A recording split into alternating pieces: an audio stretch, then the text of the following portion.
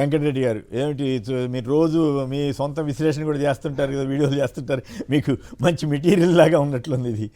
అంటే పొద్దున్నే నిజంగా ఇదైతే యోగాలాగా అనిపిస్తుంది సార్ నాకైతే, ఎందుకంటే అంత విచిత్రంగా విడ్డూరంగా ఉంటాయి వార్తలు. మా బోటాళ్ళకైతే చూడంగానే కంపరం కలుగుతుంది. ఇట్లాంటి దిక్కుమాలిన వార్తలు రాసే పరిత్రిక ఇట్లా అయిపోయిందా అని, ఇంత నీచంగా మారింది. ఇందాక మనోహరన్న చెప్పినట్టుగా 375 కోట్ల 80 లక్షల పేజీలు మాయం చేశారని డేటా.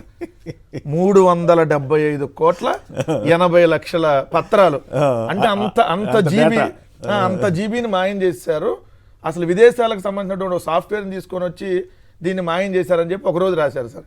ఇంకో రోజు వార్త, నేరం ఇక్కడ బ్యాకప్ దుబాయ్లో, నేరం ఇక్కడ జరిగింది వాళ్ళు చెప్పేది, బ్యాకప్ మొత్తం దుబాయ్లో ఉన్నటువంటి కంప్యూటర్లో దాచిపెట్టారంట, ఇక్కడ ఎక్కడ అసలు ఇండియాలో లేదంట. ఇప్పుడు ఒక రోజు ఏం చెబుతారు, మొత్తం పట్టేసుకున్నాం అంటారు. ఇంకో రోజు ఏం చెబుతున్నారు, దొరకలేదు సార్ ఇదేంటి వాళ్ళకి నార్కో అనాలిసిస్ టెస్టులు చేయాలి, అసలు ఎవ్వరు నోరు మెదపలేదు అంటారు. మొత్తం దొరికిందంటారు, ఛార్జ్ షీట్ వేస్తారు, మొత్తం బ్యాకప్ అంతా దుబాయ్లో అంటారు, టాంజానియాలో ఇనుప కర్మాగారం అంటారు, ఈవీ బ్యాటరీల పరిశ్రమ అంటారు, మొత్తం బంగారం కొన్నామంటారు.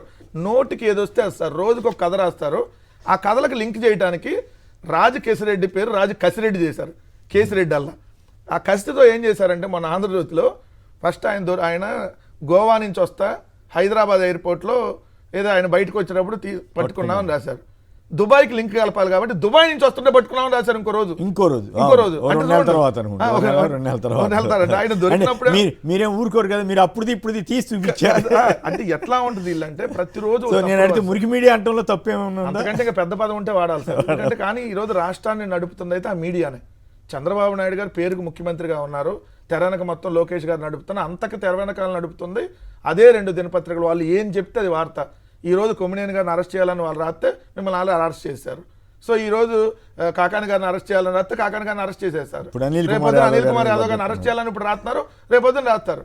మనం పడ్డ అసలు పత్రికలు సార్, అంతకుముందు పత్రికలో ఒక వార్త వస్తే ఆ వార్తకు ఒక విలువ ఉండేది. ఏది అది జర్నలిజం, నిజంగా పత్రిక విలువలు పాటించిన వాళ్ళకి. అది ఈ రోజు ఆ పత్రికలో వార్తలు చూస్తే సంపాదకీయంలో కూడా బిగ్ బాస్ అని పేర్లు పెట్టి జగన్మోహన్ రెడ్డి గారు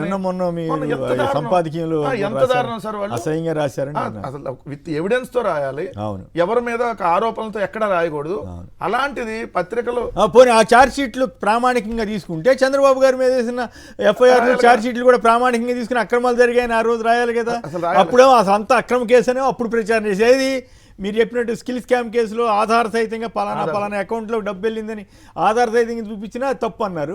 ఇప్పుడు ఇంతవరకు అట్లాంటి అకౌంట్లో చూపించారా సార్? ఎక్కడ చూపిస్తాను. రెండోది ఏంటంటే ఇప్పుడు వాళ్ళకి సంబంధించినటువంటి వాళ్ళ వ్యాపారాల్లో ఏదో డబ్బులు ఆ అకౌంట్లో ఉంటే ఐసీజ్ చేసి దానికి లింక్ పెట్టేసి చెప్పేస్తారు. వీళ్ళందరూ నోట్లు లెక్కలు సార్. 50 కోట్లు వచ్చినాయి, 60 కోట్లు వచ్చినాయి, ఆయనకి 5 ఇచ్చారు, ఈయనకి 10 ఇచ్చారు. మనం ఏదో ఊర్లో అరుగుల మీద కూర్చొని చెప్పుకునేటట్టుగా రాసేసి అదే ఛార్జ్ షీట్ తెలుగుదేశం పార్టీ అను లేదంటే ఈనాడు ఆంధ్రజ్యోతి ఏదైతే చెప్తుందో దాన్నే ఛార్జ్ షీట్ వేసి ఇక్కడ ఏదో కుంభకోణం జరిగింది. ప్రపంచంలోనే వింత కేసు సార్ ఇది.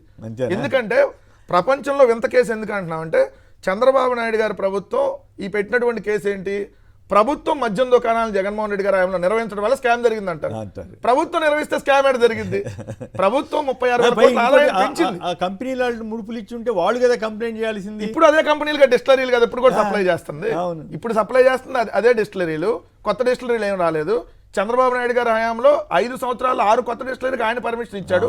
అంతకుముందు 8 కూడా ఆయనే ఇచ్చాడు. మొత్తం 14 అవుట్ ఆఫ్ 20లో 14 ఆయనే ఇచ్చినటువంటి పరిస్థితి.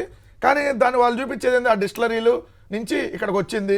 మరి డిస్టిలరీ వాళ్ళ మీద ఎవరి చర్యలు తీసుకున్నారు? ఎక్కడా లేదు. రెండో అంశం వచ్చేటప్పటికి లేని కేసు. ఎందుకంటున్నాను సార్, ఇప్పుడు ఆదాయం తగ్గింది అని వాళ్ళు చెబుతున్నారు. ఎట్లా తగ్గింది? ఆదాయం 36,000 కోట్లు పెరిగింది. చంద్రబాబు నాయుడు గారిలో 70,000 కోట్ల ఆదాయం వచ్చింది సార్. 5 సంవత్సరాలు ఏది విపరీతంగా లెక్కర అమ్మితే. ఇక్కడ గణనీయంగా తగ్గిస్తే 36,000 కోట్ల ఆదాయం అదనంగా పెరిగింది. 106,000 కోట్లు వచ్చింది 5 సంవత్సరాల స్కామ్ అంటారు.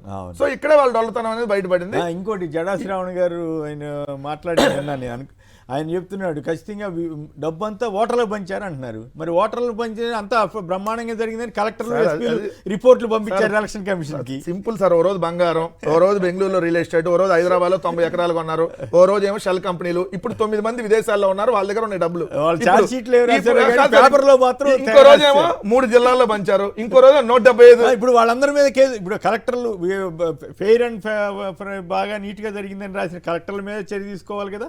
డబ్బులు తీసుకుని ఉంటే ఓటర్ల మీద చర్య తీసుకోవాలి కదా.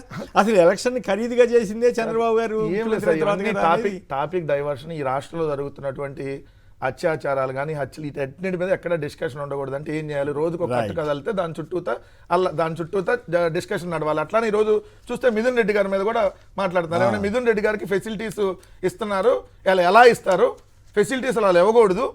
మిథున్ రెడ్డి గారు ఏమన్నా టూర్కి వెళ్తున్నాడు ఇవన్నీ ఫెసిలిటీస్ కల్పించడానికి అంటున్నారు కదా. మరి చంద్రబాబు నాయుడు గారు తెలుగుదేశం మీడియా సార్. ఇప్పుడు మరి చంద్రబాబు నాయుడు గారికి ఏ టూర్కి వెళ్ళాడని చెప్పి రాజమండ్రి సెంట్రల్ జైలుకి 52 రూపాయలు టూర్కి వెళ్ళారని చెప్పి ఏసీ సెల్ టవర్ ఏసీ, ఇంటి దగ్గర నుంచి భోజనం, వారానికి 2 ములాఖాతులు భార్యతో కొడుకుతో వీళ్ళందరితో మరి అందరికి ఆ ఫెసిలిటీస్ కూడా ఇచ్చారు చంద్రబాబు నాయుడు గారికి.